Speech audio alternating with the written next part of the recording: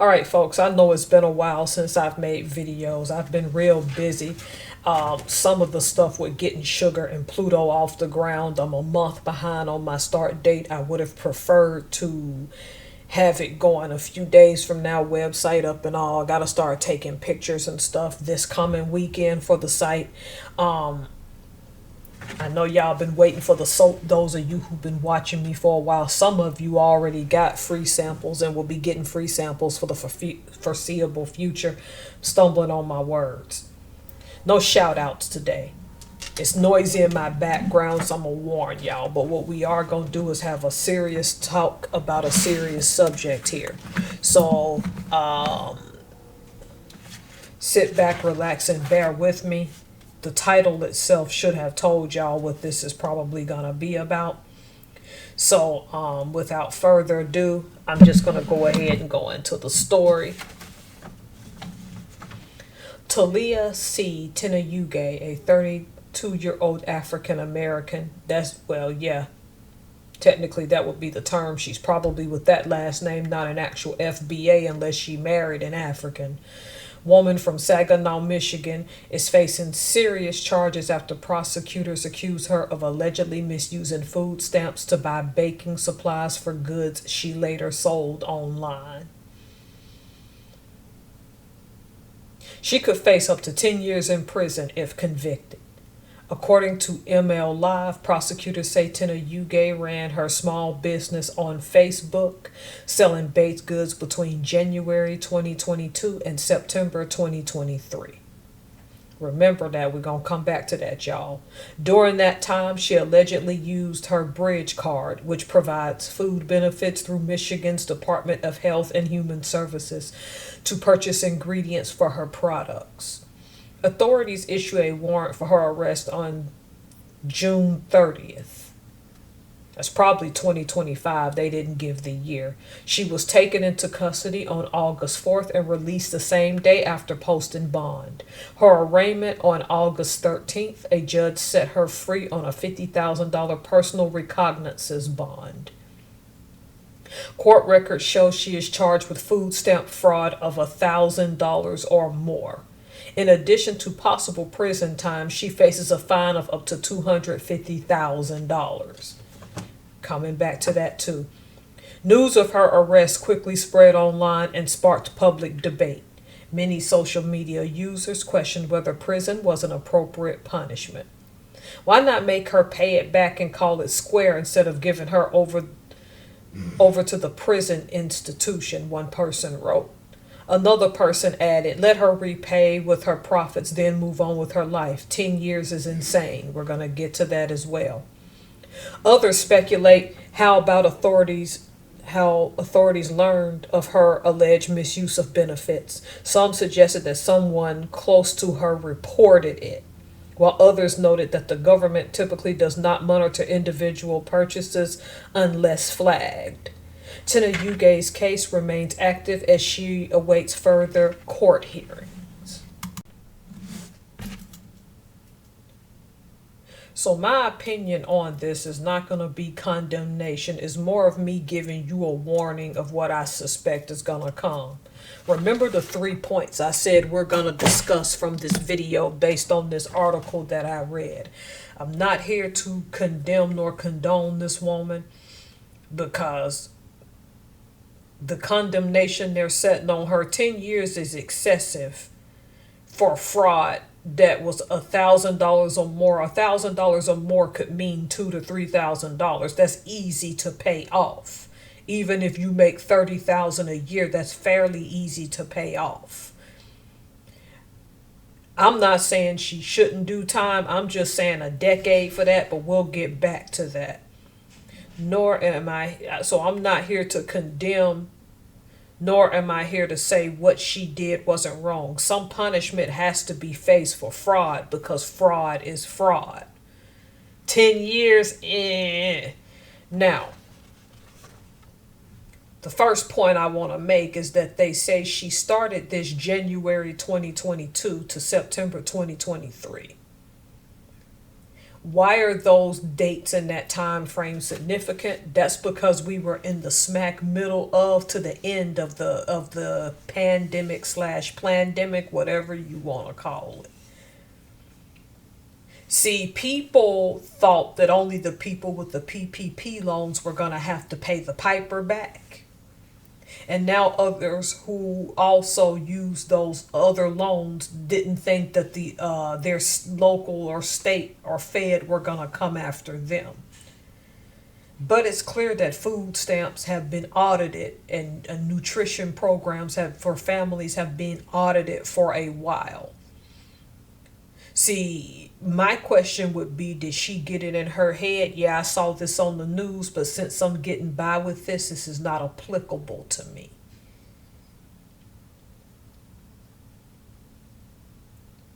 Now, I'll say something that's going to come off as rather cruel. She would have been better off working a regular part-time fast food restaurant job, and people say there ain't no money in that, Tara. You're right, but what she could do with that money is do baked goods on the side. Start small batch and then move to the higher stuff, selling your community first, then spread out. I say this as a person that makes 80K a year and still have to start small.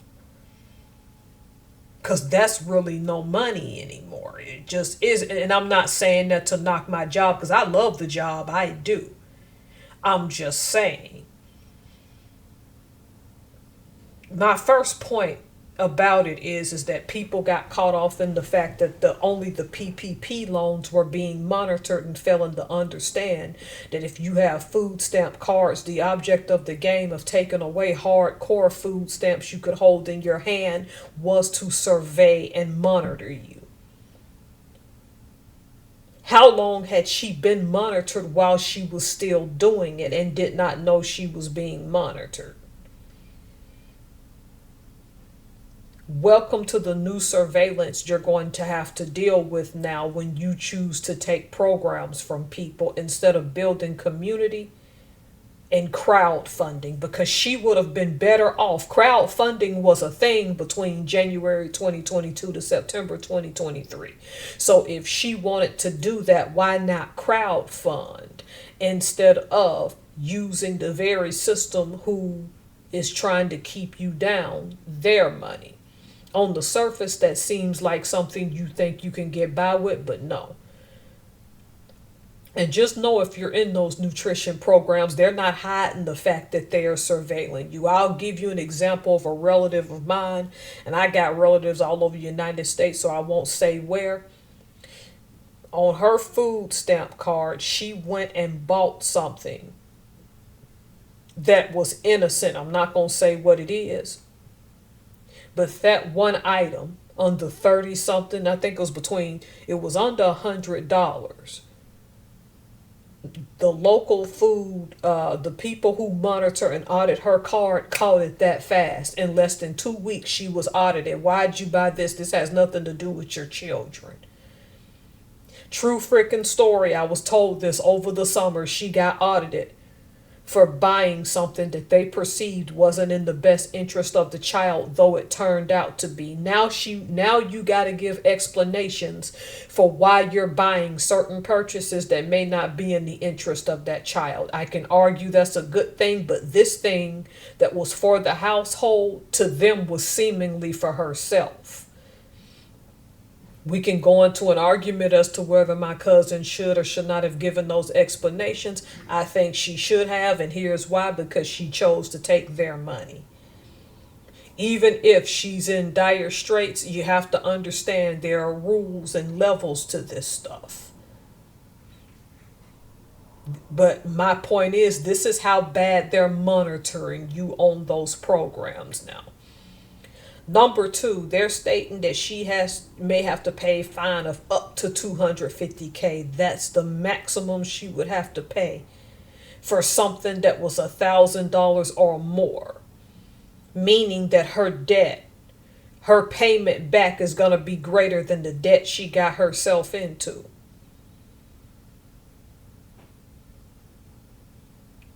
Why is this important? If she had to pay the maximum of 250K, that can't even get you a rickety house in the United States at this point. And it can still get you a decent house in some places. The debt that she racked up is nowhere near the maximum amount she would have to pay. What is the point of that? To keep her in debt bondage for doing this? To make an example out of her? The thing is, it had been in the news that they were going to get people on these scams. Therefore, it doesn't surprise me if more of this happens in the future. Because it doesn't seem equal to me that you would easily have to pay a fine to up to that amount. Now, that doesn't mean they may not lower it to 50,000 or whatever. But from what we're looking at, her debt rate payback ratio to what she actually used, because the fraud she committed was nowhere near on the level of most people that committed PPP loans, and yet she's going to have to pay the equivalent probably of what those people got themselves into.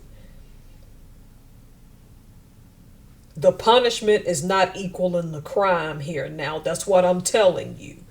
Your punishment has to equal the crime. 250K seems like somebody who was running a Ponzi scheme. Remember, this is the maximum amount. That don't mean she'll pay that.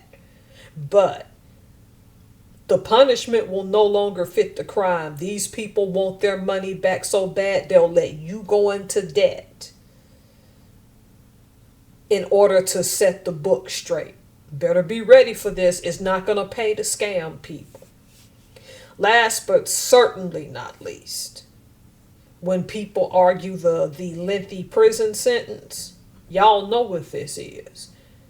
The smallest things that you think are minute now could land you in the prison industrial complex. If the social credit score is really coming, it's going to be hard for her to bounce back from this. Again, I think there should be some type of punishment for willfully committing fraud for nearly 2 years. 10 years, that's a decade. Up to 10 years is a decade. If they gave her 6 months to a year, yeah, because she committed fraud. If it's 2 years, yeah. Once you get into 5, 6, 7, this is an excessive punishment. But what are they trying to tell you? See, this last point is scary because, in my opinion, what they're trying to say is we need bodies for that military-industrial complex. And now this is how we're going to get them. You can be unwittingly doing these scams, and back then they were people swept it under the rug, but now you're being surveyed when you don't even know that you are. And that surveillance can put you in the prison industrial complex. And don't think they won't take her website, use all her receipts, know how much money she made, and say, yeah, she committed fraud. I still think she would have been better off crowdfunding this rather than face the prison industrial complex, because once you have that on your record, most of the time it's difficult to get past that record. All right, so y'all who've been watching me for a while know why I covered this story. I've been telling you it does not pay to scam anymore. In order for you to live a decent life in the United States, you're going to have to now live legit. Stuff like this, the punishment's not going to fit the crime anymore, meaning you're going to pay a lot more time and 2 to 3 to 10 times the money for something that seemed so small back then. Now it's so significant that can now mess up your life, and particularly like her baked goods she was selling online, they can go back and trace all those receipts because the start of January 2023 is fairly recent. Who knows if somebody ratted her out or snitched her out? But also be aware that there really are people who are being paid a decent wage to survey and audit this type of stuff. All right. Good to talk to y'all again. I've been busy for a while. I'll try to do more stories like this as well as stories about business. Y'all have a good week. and keep up with me as I start to make small videos getting Sugar and Pluto off the ground. All right, y'all take care.